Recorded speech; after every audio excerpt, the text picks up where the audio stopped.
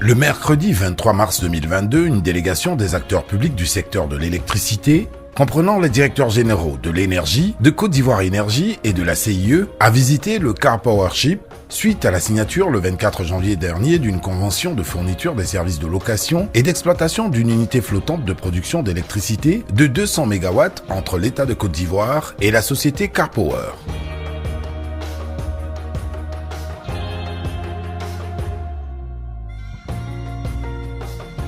La visite a débuté par le poste haute tension d'Azito, où des travaux en vue du raccordement de cette unité flottante de production au réseau national sont en cours.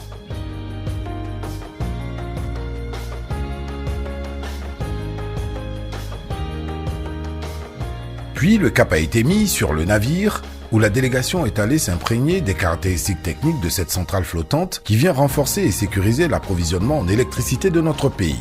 Il est donc essentiel pour satisfaire les clients que nous disposions de suffisamment de capacités qui vont permettre de répondre à ces demandes qu'on voit venir chaque semaine, à la fois au niveau du grand public mais également au niveau des industriels.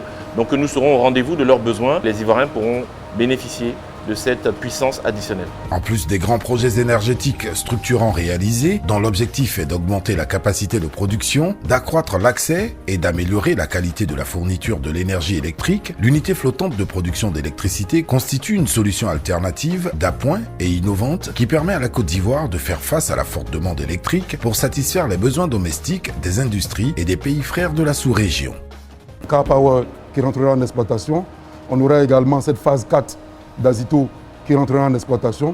Cela va nous faire à peu près 379 MW de puissance additionnelle installée. Et cela va renforcer d'abord le parc de production, va faciliter l'exploitation et va nous permettre de couvrir avec beaucoup plus de facilité toutes les demandes qui nous sont adressées au plan national, mais également devant nos responsabilités sur le marché sous-régional. La phase de travaux des raccordements de la centrale flottante Powership au poste haute tension d'Azito a démarré depuis quelques semaines. Ces travaux réalisés en continu par les équipes de Côte d'Ivoire Énergie et de la CIE, appuyées par celles de Car Power, pourraient entraîner quelques perturbations sporadiques de la fourniture de l'électricité. Cette phase prendra fin la mi-avril 2022. Ce poste sera le point d'injection d'une production qui passera de 470 MW actuellement à 670 MW pour atteindre plus de 900 MW à fin 2022 avec la mise en service des unités de production additionnelles prévues. C'est un pas supplémentaire que la Côte d'Ivoire vient de franchir vers la réalisation de son ambition d'être le hub énergétique de l'Afrique de l'Ouest, au-delà de la satisfaction de la demande nationale d'électricité en forte croissance. Côte d'Ivoire Énergie, construire la Côte d'Ivoire électrique.